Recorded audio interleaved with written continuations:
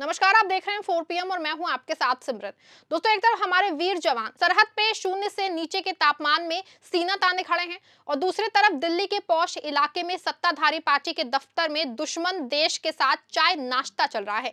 जी हां, हम बात कर रहे हैं शक्सगाम घाटी की, वही घाटी जिसे पाकिस्तान ने अवैध तरीके से चीन को दे दिया था, लेकिन जो कानूनी रूप से भारत की है। खबर आ रही है कि वहां चीन धड़ल्ले से सड़क बना रहा है, सैन्य ढांचा खड़ा कर रहा है, लेकिन हैरान करने वाली बात ये नहीं है। हैरान करने वाली बात ये है कि जिस दिन चीन हमारी जमीन पे दावा ठोक रहा है, उसी दिन दिल्ली में बीजेपी के बड़े नेता चीन की कम्युनिस्ट पार्टी के नेताओं के साथ गलबहियां कर रहे हैं। सवाल ये है दोस्तों कि क्या यही राष्ट्रवाद है? क्या यही वो लाल आंख है जिसे दिखाने का वादा किया गया था? दोस्तों, बात शुरू करें इससे पहले समझते हैं कि शक्सगाम घाटी का मामला क्या है। ये इलाका जम्मू कश्मीर का हिस्सा है जिसे पाकिस्तान ने 1963 में एक गैर कानूनी समझौते के तहत चीन को गिफ्ट कर दिया था। भारत ने इसे कभी नहीं माना। आज स्थिति है कि चीन पाकिस्तान आर्थिक गलियारा के नाम पे ऐसी सड़कें बना रहा है जो सीधे हमारे सियाचिन ग्लेशियर के खिलाफ खतरा पैदा कर रही हैं। ये सिर्फ जमीन का टुकड़ा नहीं है, ये हमारी सुरक्षा का गला घोटने की तैयारी है। लेकिन केंद्र सरकार वो बस कड़ी निंदा वाले बयान जारी करती है। चीन के विदेश मंत्रालय ने साफ कह दिया है कि ये हमारी जमीन है, हम जो चाहें करें। सोचिए, हमारे देश की जमीन पे चीन अपना हक जता रहा है और सरकार के पास कोई ठोस जवाब ही नहीं है। चीन ने 12 जनवरी 2026 को शक्सगाम घाटी पे अपने क्षेत्रीय दावे को दोहराते हुए कहा कि इस क्षेत्र में उसकी बुनियादी ढांचा परियोजनाएं बिल्कुल हैं। ये हमारा क्षेत्र है। विदेश मंत्रालय की प्रवक्ता माओ निंग ने कहा कि ये क्षेत्र चीन का हिस्सा है और 1960 के दशक में पाकिस्तान के साथ सीमा समझौते के तहत ये वैध है। उन्होंने भारत की आपत्तियों को खारिज करते हुए कहा कि चीन और पाकिस्तान को संप्रभु देशों के रूप में सीमा निर्धारित का अधिकार है। बता दें आपको कि भारत ने 9 जनवरी को चीन की इन गतिविधियों पर कड़ी आपत्ति जताई थी। विदेश मंत्रालय के प्रवक्ता रणधीर जायसवाल ने कहा कि शक्सगाम घाटी भारतीय क्षेत्र है और 1963 का चीन पाकिस्तान सीमा समझौता अवैध और अमान्य है। भारत ने यह भी कहा कि वो अपने हितों की रक्षा के लिए आवश्यक कदम उठाने का अधिकार सुरक्षित रखता है। दोस्तों, एक तरफ सरहद सुलग रही है, चीन अरुणाचल में गांवों के नाम बदल रहा है, लद्दाख में हमारी चारागाह जमीन पे कब्जा कर रहा है। दूसरी तरफ दिल्ली के बीजेपी मुख्यालय में क्या हो रहा है? 13 जनवरी यानी कि आज की तस्वीरें देखिए। चीन की कम्युनिस्ट पार्टी का एक बड़ा प्रतिनिधिमंडल बीजेपी दफ्तर आता है। वहां गर्मजोशी से स्वागत होता है।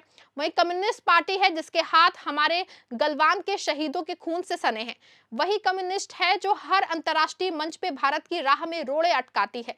कांग्रेस प्रवक्ता सुप्रिया श्रीनेत ने सही सवाल पूछा है, ये कैसा रिश्ता है? जब चीन हमारी जमीन हड़प रहा है, तब आप उनके साथ कौन सा गुप्त समझौता कर रहे हैं? सुप्रिया ने अपने एक्स पे लिखा है, चीन ने जम्मू कश्मीर की शक्सगाम वैली को अपना इलाका कहा। पिछले कई दिनों से CPEG के नाम पे चीन यहाँ कंस्ट्रक्शन कर रहा है। लद्दाख के बाद अब चीन यहाँ तक कैसे घुस गया?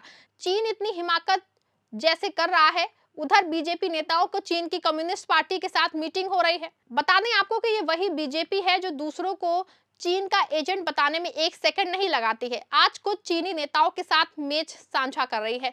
अक्सर विपक्ष के नेता खास तौर से राहुल गांधी पे आरोप लगाते हैं कि विदेशों के वो मिल करके साजिश कर रहे हैं। लेकिन सवाल है कि चीन के साथ बीजेपी जो कुछ कर रही है, क्या ये देश का अपमान नहीं है? कांग्रेस ने इस मुद्दे पे बीजेपी को पूरी तरह घेर लिया है। कांग्रेस का आरोप है कि बीजेपी की विदेश नीति पूरी तरह विफल हो चुकी है। पीएम मोदी ने कभी कहा था कि ना कोई घुसा है ना कोई घुसा हुआ है। चीन ने इसी बयान को ढाल बना दिया। आज कांग्रेस पूछ रही है कि अगर कोई नहीं घुसा तो शक्सगाम में सड़कें कौन बना रहा है? अगर रिश्ता खराब है तो दिल्ली में मुलाकातें क्यों हो रही हैं? बीजेपी का वो राष्ट्रवाद कहां गया जो छोटी सी बात पे लोगों को देशद्रोही घोषित कर देता था? विपक्ष का कहना है कि बीजेपी सिर्फ चुनाव जीतने के लिए राष्ट्रवाद का मुखौटा पहनती है, लेकिन जब चीन के सामने खड़े होने की बात आती है तो ये मौन व्रत रख लेते हैं।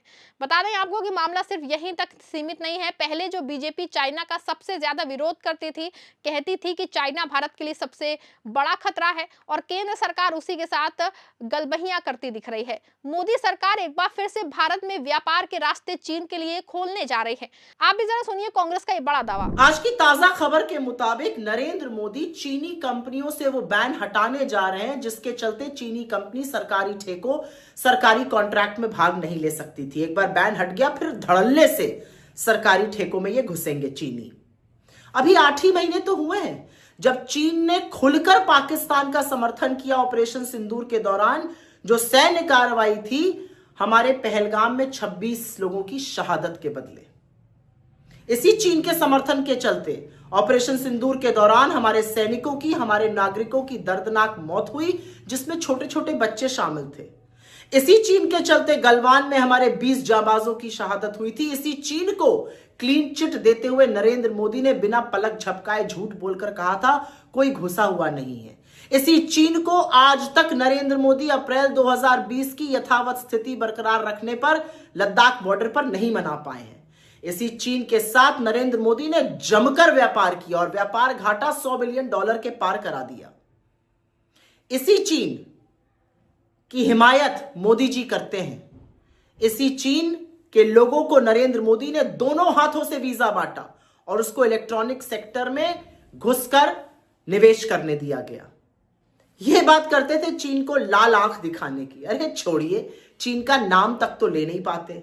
और अब सरकारी ठेकों से प्रतिबंध हटाकर, बैन हटाकर चीनी घुसपैठ सरकारी ठेकों में उसका रास्ता बिल्कुल साफ कर रहे हैं। यह है नरेंद्र मोदी की असलियत। अमेरिका के सामने मिमियाएंगे, चीन के सामने गिड़गिड़ाएंगे और अपने आप को विश्व गुरु कहलवाएंगे। ऐसे में साफ है कि एक और चीन के शख्सगाम का भारत विरोध कर रहा है, दूसरी तरफ चीन के व्यापार के लिए भारत का दरवाजा खोलने जा रहा है। ऐसे में दो राहें पे खड़ा भारत दिखाई दे रहा है और कहीं ना कहीं कांग्रेस के उठाए सवाल सही दिखाई दे रहे हैं। लेकिन चीन की हिम्मत देखिए, भारत के विरोध को उसने बेबुनियाद बता दिया है।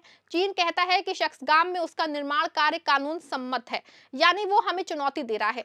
उधर हमारे विदेश मंत्रालय के प्रवक्ता सिर्फ ये कहते हैं कि हम अपनी क्षेत्रीय अखंडता की रक्षा करेंगे, लेकिन कैसे? क्या सिर्फ बयानों से?